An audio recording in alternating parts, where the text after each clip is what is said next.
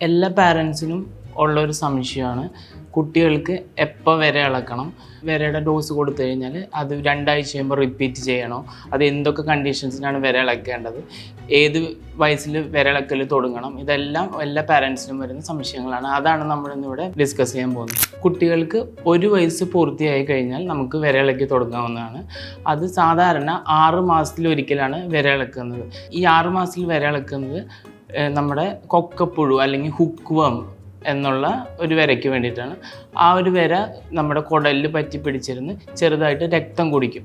ആ രക്തം കുടിക്കുന്നതിലൂടെ കുട്ടികൾക്ക് വളർച്ചക്കുറവ്, പോഷകക്കുറവ്, ഇടയ്ക്കിടയ്ക്കുള്ള വയറുവേദന ഇങ്ങനത്തെ രോഗങ്ങൾ ഉണ്ടാവാൻ സാധ്യതയുണ്ട്. വേറൊരു കണ്ടീഷനാണ് പിൻവേം ഇൻഫെസ്റ്റേഷൻ, അല്ലെങ്കിൽ നമുക്ക് കൃമി എന്ന് പറയാം.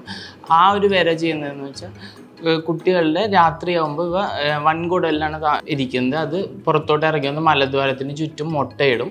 അപ്പോൾ നമുക്ക് രാത്രി കാലങ്ങളിൽ കുട്ടികൾക്ക് കലശലായ ചൊറിച്ചിൽ അനുഭവപ്പെടാറുണ്ട്. അതുമാത്രമല്ല മലം പോകുമ്പോൾ ചെറിയ ചെറിയ വിരകളെ കാണാൻ പറ്റും. ഈ വേംസിനാണ് നമ്മൾ ഒരു തവണ വിര ഇളക്കിയതിന് ശേഷം 2 ആഴ്ച കഴിയുമ്പോൾ വീണ്ടും സെയിം ഡോസ് റിപ്പീറ്റ് ചെയ്യേണ്ടത്.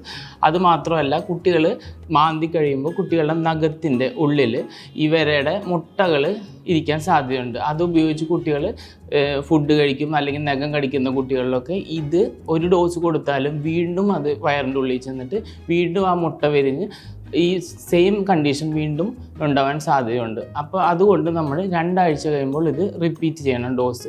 അതുമാത്രമല്ല ഇതിനൊപ്പം തന്നെ ടോയ്ലറ്റ് സീറ്റിൻ്റെ നന്നായിട്ട് വൃത്തിയാക്കണം. അതുപോലെ കുട്ടികളുടെ നഖം വെട്ടിക്കളയേണ്ടത് വളരെ ആവശ്യമാണ്. അതുമാത്രമല്ല കുട്ടികളുടെ അടിവസ്ത്രങ്ങൾ എല്ലാം നന്നായിട്ട് ക്ലീൻ ചെയ്യണം. അലർജിക് കണ്ടീഷനുള്ള കുട്ടികൾക്കും വിര ഇളക്കൽ വളരെ അത്യാവശ്യമാണ്. കാരണം വിരകൾ ഉള്ളിലിരുന്നാൽ ഈസിനോഫീലിയ അല്ലെങ്കിൽ അലർജിയുടെ കൗണ്ട് കൂടാൻ വളരെ സാധ്യതയുണ്ട്. അങ്ങനെയുള്ള കുട്ടികൾക്ക് എല്ലാവർക്കും 6 മാസത്തിലൊരിക്കൽ വിര ഇളക്കണം. പിന്നെ വിരയുടെ മരുന്ന് സാധാരണയായി നമ്മൾ കൊടുക്കുന്നത് ആൽബൻഡസോൾ എന്ന മരുന്നാണ്.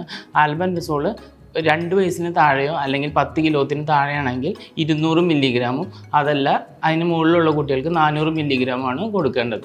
കുട്ടികൾക്ക് വിര ഇളക്കുന്നതിന് ഒപ്പം കുട്ടികളായിട്ട് കോണ്ടാക്ട് ചെയ്യാൻ പാരൻസും ഒരേ സമയം ഈ മരുന്ന് കഴിക്കുന്നതാണ് നല്ലത്. അടുത്തത്, ആർക്കാണ് വിര മരുന്ന് കൊടുക്കാൻ പറ്റാത്തത്? സാധാരണ കുട്ടികൾ സിക്കായിട്ടുള്ള കണ്ടീഷൻ, ഓൾറെഡി കുട്ടികൾ കുറേ അധികം മെഡിസിൻസ് എടുക്കുന്ന കണ്ടീഷനിൽ നമുക്ക് വിര ഇളക്കൽ കുറച്ച് ഡിലേ ചെയ്യാം. അല്ലെങ്കിൽ മുന്നത്തെ ഡോസ് ആൽബൻഡസോൾ ഒരു മരുന്ന് കഴിച്ചാൽ അതിനോട് അലർജി ഉണ്ടെങ്കിലും നമുക്ക് ആ മെഡിസിൻ കൊടുക്കാൻ പറ്റത്തില്ല. അതുപോലെ വയറിളക്കമുള്ള കുട്ടികൾക്ക് കൊടുക്കാൻ പറ്റത്തില്ല. ചെറിയൊരു ജലദോഷമോ അല്ലെങ്കിൽ ചെറിയൊരു ചുമ, തുമ്മൽ ഇങ്ങനെയുള്ള കണ്ടീഷനിൽ നമുക്ക് സേഫായിട്ട് വിര ഇളക്കാവുന്നതാണ്.